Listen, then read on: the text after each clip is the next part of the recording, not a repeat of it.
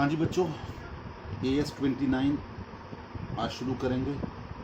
आज ही ख़त्म करेंगे 29 को। ये AS बेस्ड है या AS किसके लिए है? Provisions, contingent liabilities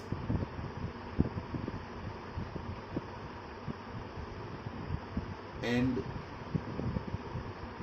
contingent assets. ये है AS29 के 3 अलग अलग एस्पेक्ट्स जो हमें डिस्कस करने हैं। बहुत छोटा सा अकाउंटिंग स्टैंडर्ड है जिसमें हम प्रोविजंस, कंटिंजेंट लाइबिलिटीज और कंटिंजेंट असेट्स के बारे में डिस्कशन करेंगे। देखिए बेटे, ये एक ऐसा एक AS है जिसमें ऐसी बहुत सारी चीज़ें जो हम शुरू से ही करते आए हैं। 11th-12th में भी आपने की, CA फाउंडेशन में भी की। आज हम सिर्फ उनको एक नाम देने जा रहे हैं। क्या सबसे पहले डिस्कस करेंगे प्रोविजन। प्रोविजन का मीनिंग क्या है? सही मायनों में एक प्रोविजन इज ए लाइबिलिटी। ये एक लाइबिलिटी है। ध्यान से सुनते जाइएगा और अपनी आउटलाइन नोट करते जाइएगा। It is a liability which can be measured only by using a substantial degree of estimation. Substantial degree of estimation. आप कहेंगे सर ये एस्टिमेशन क्यों?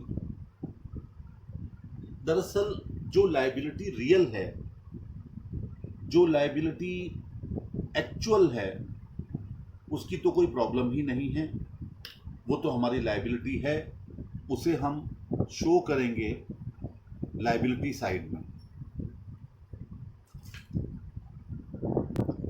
तो जो लायबिलिटी तो है, लेकिन अगर उसकी अमाउंट तय नहीं है कि वो कितनी लायबिलिटी है। आपको ये तो पता है कि हमको उसका पेमेंट करना है, लेकिन कितना पेमेंट करना है अगर आपको ये पता नहीं है तो आप उसका प्रोविजन बना देते हैं। डेटर्स में से कुछ पैसे आपके डाउटफुल हैं। जब हम उधार माल बेचते हैं तो ये श्योर होता है कि उसमें से कुछ पैसा हमारा बैड डेट्स होता है, लेकिन कितना हो रहा है ये पता नहीं है। तो फिर हम प्रोविजन बना देते हैं।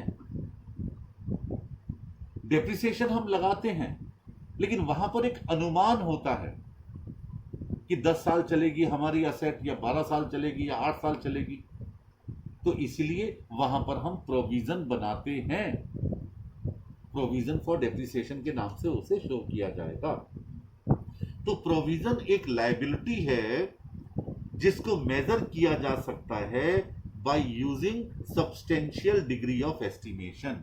एक अनुमान, और अनुमान भी ऐसा होना चाहिए जो जिसमें सब्सटेंशियल पार्ट हो, यानी एवं ही हमने अनुमान नहीं लगा लिया, सब्सटेंशियल डिग्री हो उस अनुमान में भी, तो उसे प्रोविजन कहा जाए।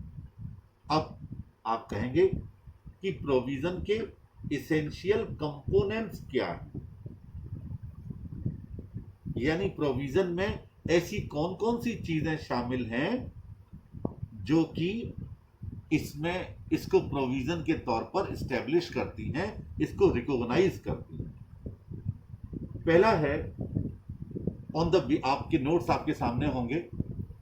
On the basis of evidence available at the balance sheet date, the probability of occurrence of present obligation. यहां प्रेजेंट ऑब्लिगेशन को अंडरलाइन कर दीजिए। Must be greater than the probability of its non occurrence.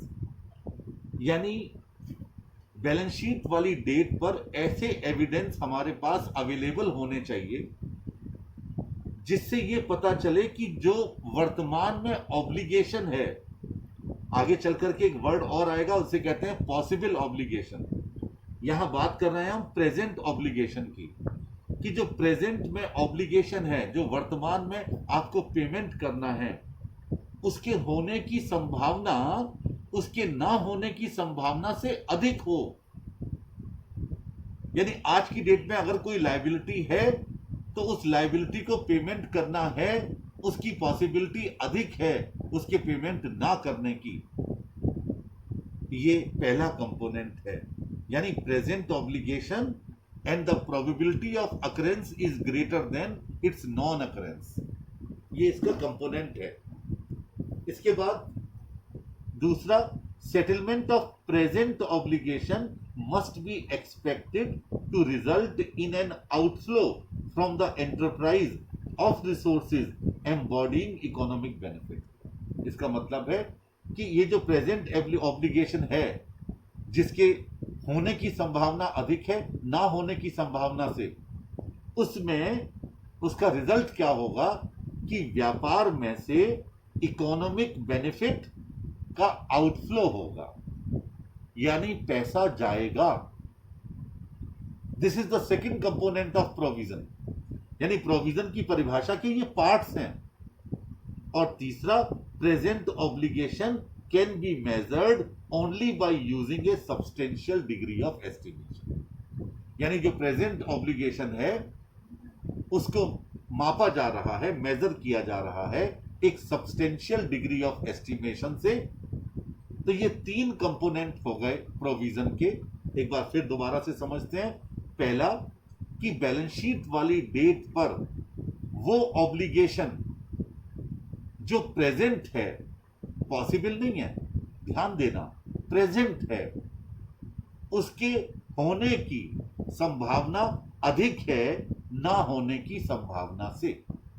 The probability of occurrence is greater than the probability of non occurrence।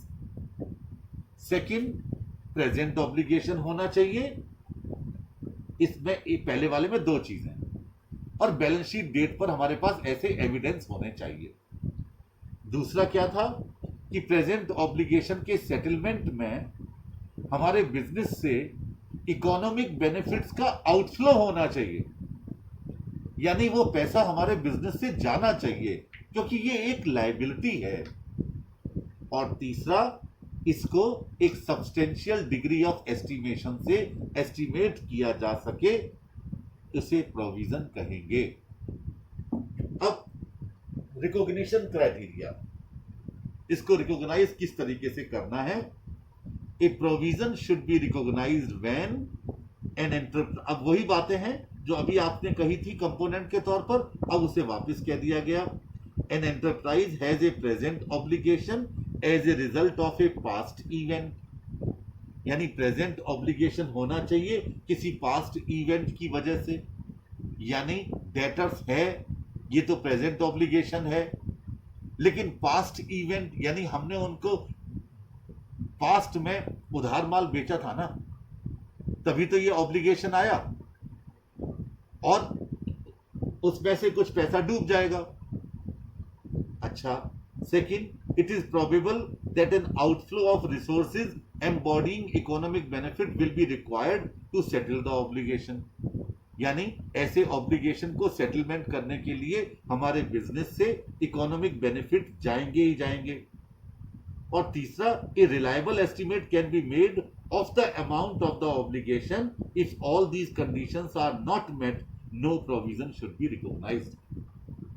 अगर ये तीनों condition नहीं मिलती हैं, कौन कौन सी, कि पास्ट इवेंट के कारण ही वो प्रेजेंट ऑब्लिगेशन बना हो, दूसरा जिसमें हमारे बिजनेस में से इकोनॉमिक बेनिफिट का आउटफ्लो हो, और तीसरा एक रिलायबल एस्टीमेट हम उसको आराम से बना सकते हो।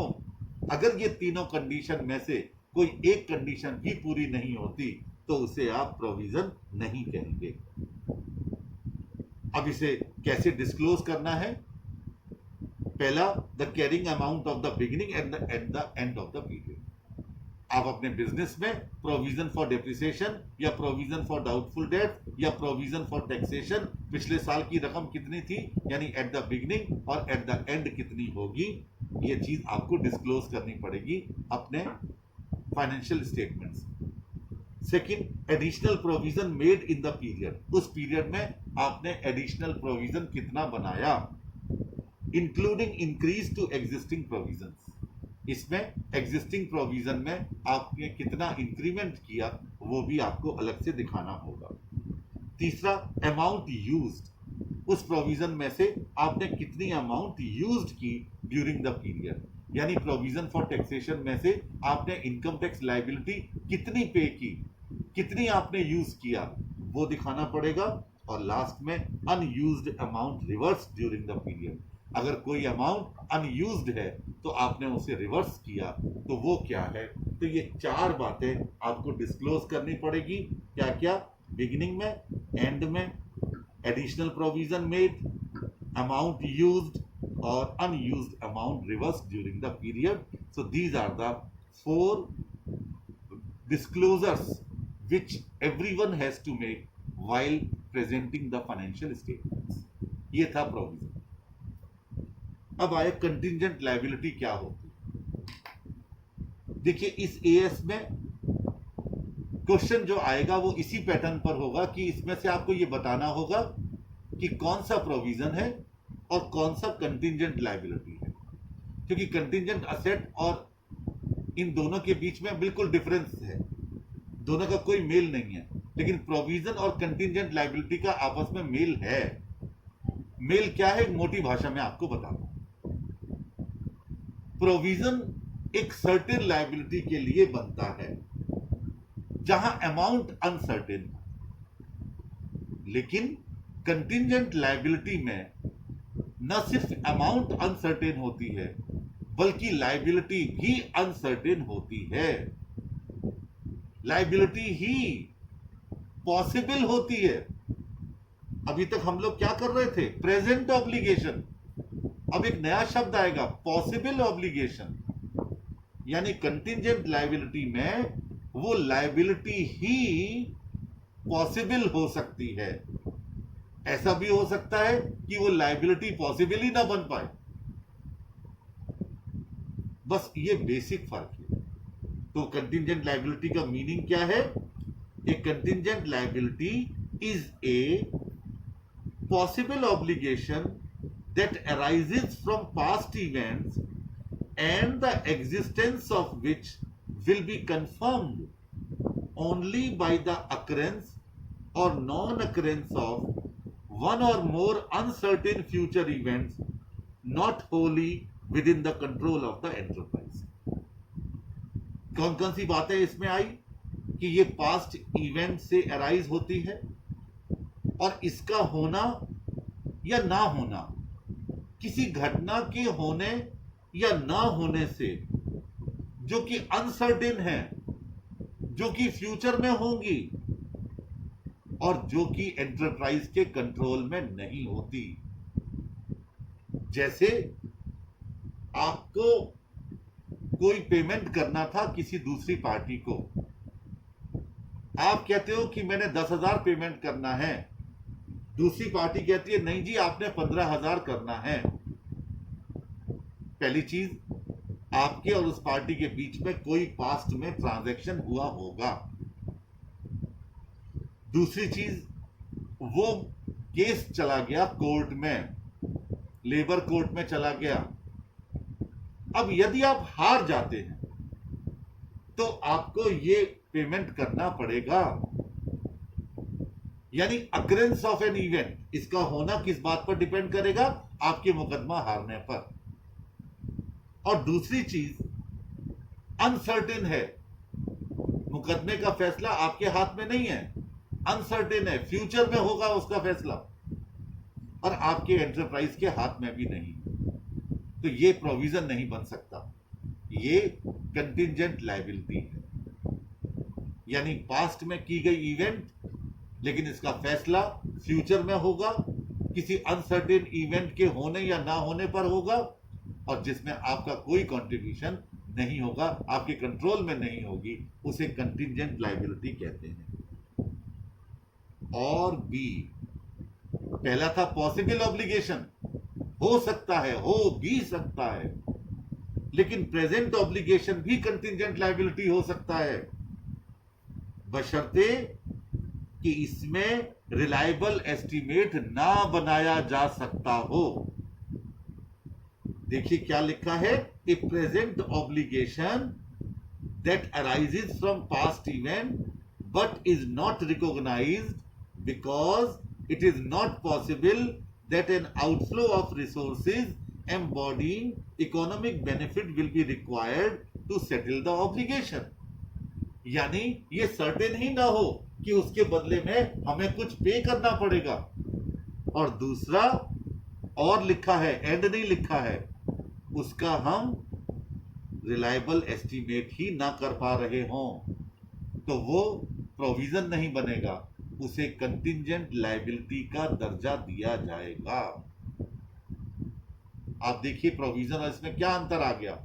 प्रोविजन में रिलायबल एस्टीमेट बन सकता था और वहां ये बात क्लियर थी कि हमारे बिजनेस से इकोनॉमिक बेनिफिट्स का आउटफ्लो होगा ही होगा, लेकिन यहां पर वो आउटफ्लो होगा या ना होगा इसके चांसेस नहीं है, पता नहीं है, नॉट पॉसिबल। तो इसलिए ये कंटिंजेंट लायबिलिटी कहा जाएगा। इसका कोई रिकॉग्निशन नहीं होता, यानी फाइनेंशियल स्टेटमेंट में कंटिंजेंट लायबिलिटी को कहीं नहीं दिखाया जाता। मतलब स्टेटमेंट्स में कहां दिखाया जाता है, फुटनोट में दिखाया जाता है। नीचे डिस्क्लोजर में लिखा हुआ है, a brief description of the nature of the contingent liability and where practicable, क्या क्या, an estimate of its financial effect, an indication of the uncertainties relating to any outflow and the possibility of any reimbursement। ये चीज आप इसमें show करेंगे और वो कहाँ शो करते हैं, वो आप शो करते हैं फुट नोट में, जो बैलेंस शीट के नीचे फुट्स में उसके पैरों में लिखा जाता है। ये था आपका क्या, दिस इज कंटिंजेंट लायबिलिटी। अब इसके दो पार्ट पूरे हो गए, प्रोविजन भी, कंटिंजेंट लायबिलिटी भी। अब तीसरा पार्ट शुरू हो रहा है और वो है कंटिंजेंट असेट। अब ये क्या है, it is a possible asset. अभी तक क्या था, ये बात थी पॉसिबल लायबिलिटी की प्रोविजन के लिए, बट ये पॉसिबल असेट है that arises from past event. ये भी पास्ट इवेंट से अराइज होगी, and the existence of which will be confirmed only by the occurrence or non-occurrence of one or more uncertain future event not wholly within the control of the enterprise। यानी same line वही है जो कि आपको अभी बताई गई थी कि कंटिंजेंट लायबिलिटी के केस में, बस फर्क कितना आ गया कि ये एक पॉसिबल असेट है, ये भी पास्ट इवेंट से होगी। इसका एग्जिस्टेंस भी इस बात पर निर्भर करता है कि कोई घटना होगी या नहीं होगी, वो घटना अनसर्टेन होगी और एंटरप्राइजेस के कंट्रोल में नहीं होगी। एग्जाम्पल दिया गया है, a claim that an enterprise is pursuing through legal processes where the outcome is uncertain. कोई क्लेम आपने किया हुआ है, इंश्योरेंस कंपनी ने आपका क्लेम नील कर दिया कि आपको कोई क्लेम नहीं दिया जाएगा, आप कोर्ट में चले गए, अब कोर्ट का फैसला आएगा, आपके फेवर में आएगा तो आपको पैसा मिलेगा। अब तक क्या था, पैसा आपके पास से जाता था, चाहे वो प्रोविजन था या कंटिंजेंट लायबिलिटी थी, लेकिन यहां पर पैसा आएगा। इसे भी रिकॉग्नाइज अकाउंट्स में नहीं किया जाता। दूसरा, एक कंटिंजेंट असेट तो फाइनेंशियल स्टेटमेंट्स में दिखाई ही नहीं जाती, बल्कि बोर्ड ऑफ डायरेक्टर्स की मीटिंग में, बोर्ड ऑफ डायरेक्टर्स की रिपोर्ट में हम कंटिंजेंट असेट को शो करते हैं।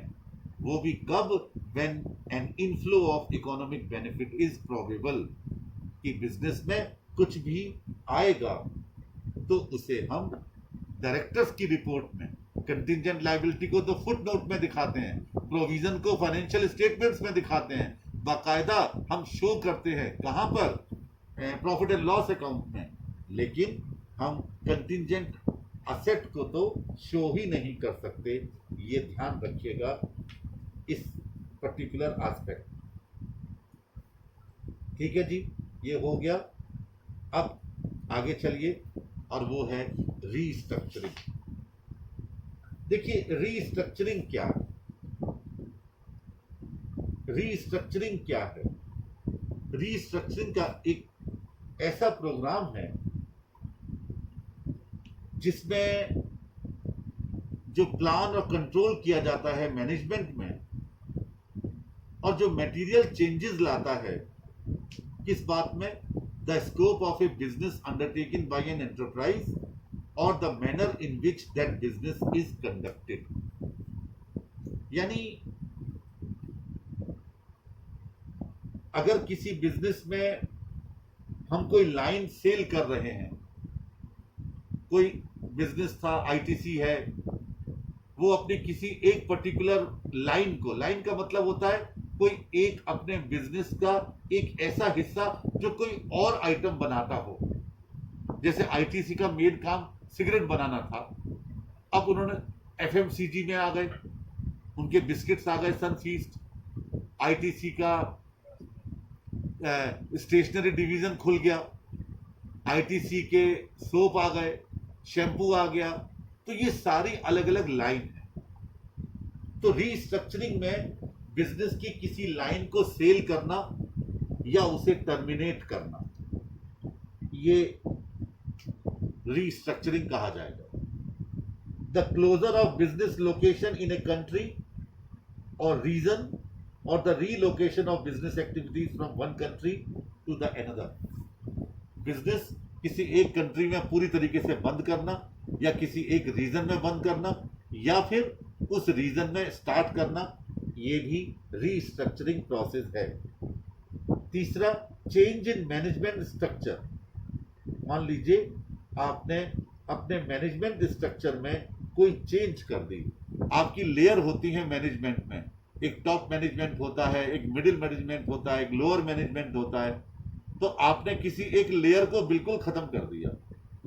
जैसे लॉकडाउन के बाद ज्यादातर बिजनेस हाउसेस में आजकल रिट्रेंचमेंट हो रहा है, क्योंकि बिजनेस कम पड़ गया है। बिजनेस कम है, बिजनेस कम क्यों है?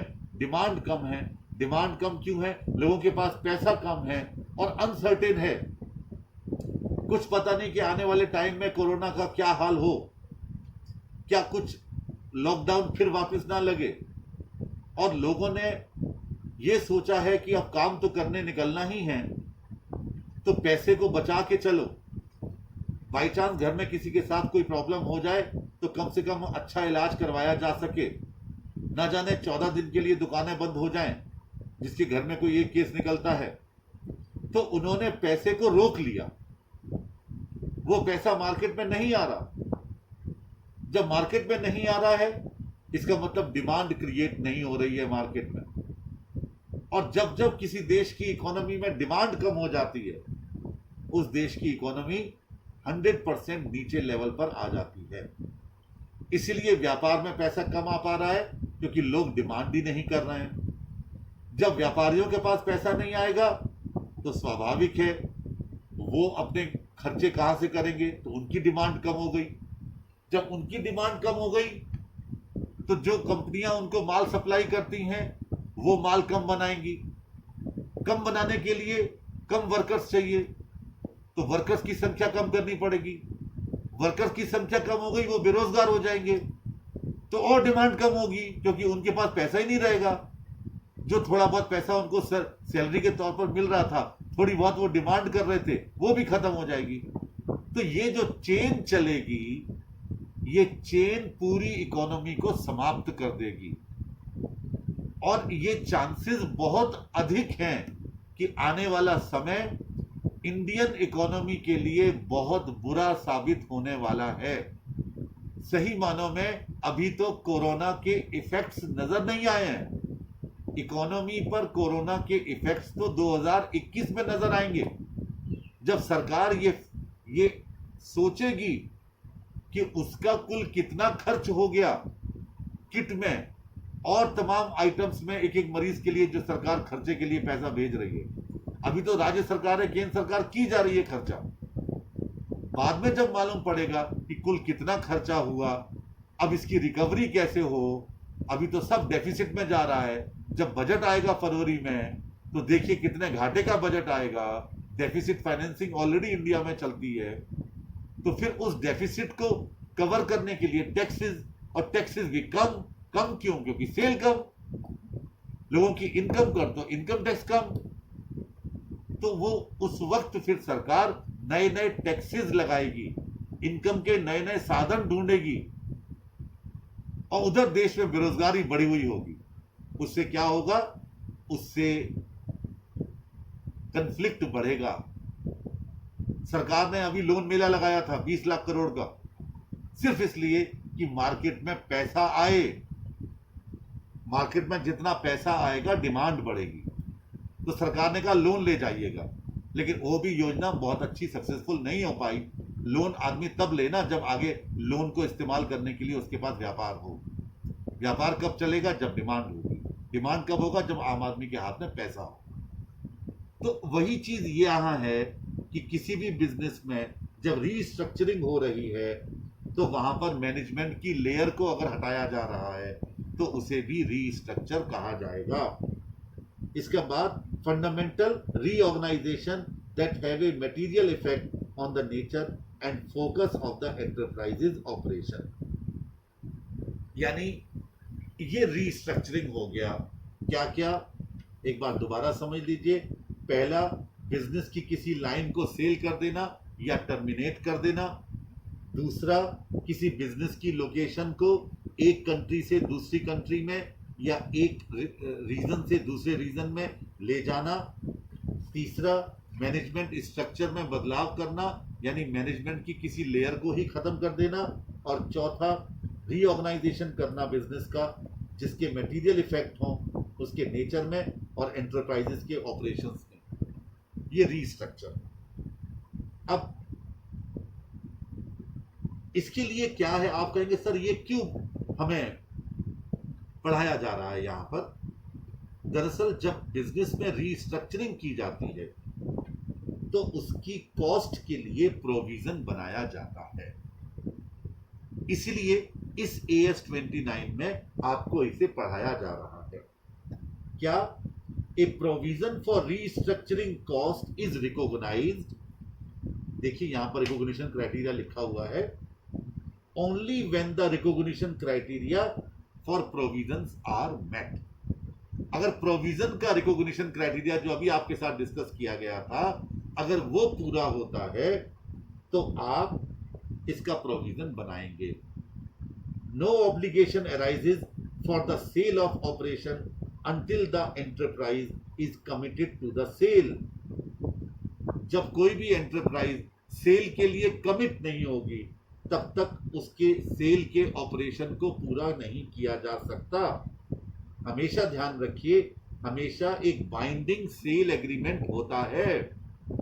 आप कोई घर खरीदने भी जाते हैं तो शुरू शुरू में एक एग्रीमेंट होता है। आप एक छोटी सी धनराशि दे देते हैं और एक एग्रीमेंट स्टाम्प पेपर पर लिख दिया जाता है कि इतने में सौदा तय हुआ, आपने इतनी धनराशि पे कर दी एक टोकन अमाउंट के तौर पर, और आने वाले समय में आपको इतने महीनों में पूरा पेमेंट करना है। तो उसे कहते हैं एक सेल एग्रीमेंट, कॉन्ट्रैक्ट नहीं, binding sale agreement. Until there is a binding sale agreement, the enterprise will be able to change its mind and indeed will have to take another course of action if a purchaser cannot be found on acceptable terms। अगर company ने ये agreement sign ना किया हो तो company अपने आप को बदल सकती है। उसे कोई और परचेजर मिल गया, कुछ और अच्छी टर्म्स मिल गई तो वो बदल देगी अपने आप को। तो जब तक वो एग्रीमेंट नहीं होगा तब तक आप बाउंड नहीं हो, किसी काम को करने के लिए बाध्य नहीं हो। और जब तक बाध्य नहीं हो, प्रोविजन का क्राइटेरिया मैट नहीं होता। प्रोविजन का क्राइटेरिया कब मैट होगा?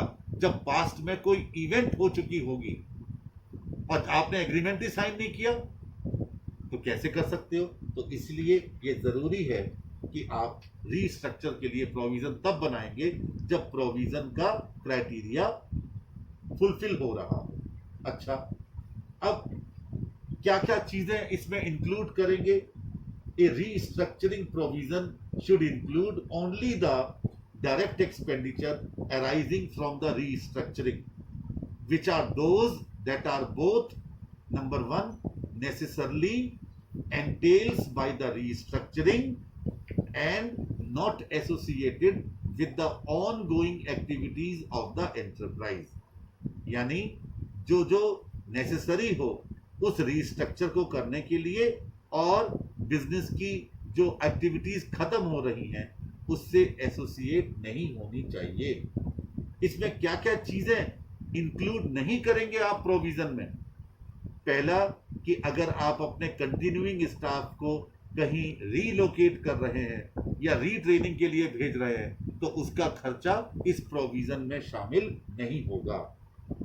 सेकंड, मार्केटिंग का खर्चा इसमें शामिल नहीं होगा। और तीसरा, इन्वेस्टमेंट जो नए सिस्टम में और डिस्ट्रीब्यूशन नेटवर्क में आप अगर लगाने जा रहे हैं तो वो भी इसमें शामिल नहीं किया जाएगा।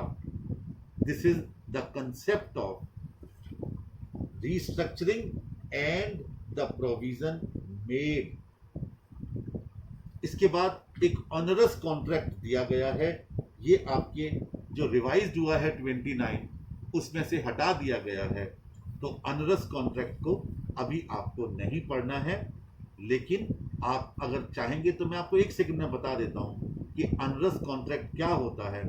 ये एक ऐसा कॉन्ट्रैक्ट है जो अपने ऑब्लिगेशंस को पूरा करने के लिए जितनी हमारी अनअवॉइडेबल कॉस्ट होती है, अगर वो हमारे उस काम से इकोनॉमिक बेनिफिट जितने मिलने वाले हैं, अगर कॉस्ट हमारी ज्यादा होती है और वो अनअवॉइडेबल है तो उसके लिए जो कॉन्ट्रैक्ट किया जाता है उसे ऑनरस कॉन्ट्रैक्ट कहा जाता है।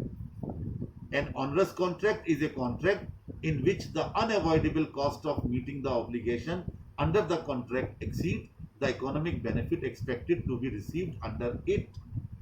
जितने इकोनॉमिक बेनिफिट इससे मिलने वाले हैं उससे ज्यादा इसकी कॉस्ट आने वाली है, उसके लिए जो कॉन्ट्रैक्ट किया जाता है उसे ऑनरस कॉन्ट्रैक्ट कहा जाता है। द अनअवॉइडेबल कॉस्ट कौन सी हो सकती है?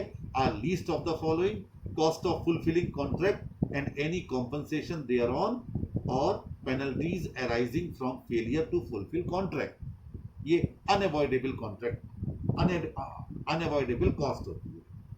इसके लिए क्या है, अगर हम प्रोविजन बनाते हैं, the amount of provision in respect of an onerous contract should be measured by applying the principle mentioned above for recognizing a provision। वही प्रोविजन को रिकॉग्नाइज करने के लिए जो जो क्राइटेरिया है हम उसी को यहाँ पर मेंशन करते हैं, उसी को ही आप यहाँ भी फॉलो करेंगे, रीस्ट्रक्चर में भी फॉलो करेंगे। बस इतना सा है AS 29।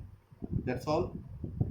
अब इसके क्वेश्चंस आपको पीछे दिए गए हैं, वो करने हैं आपको। बस खाली इसमें बताना है कौन सा कंटिंजेंट लायबिलिटी है, कौन सा प्रोविजन है। आप प्लीज एक बार कर लीजिए। कोई प्रॉब्लम हो मुझे बताइए मैसेज के माध्यम से, मैं उसको मैसेज में ही या तो आपको जवाब दे दूंगा, कोई इजी होगा, और कुछ उसको समझाना होगा तो मैं कोई और लेक्चर रिकॉर्ड करूंगा। That's all.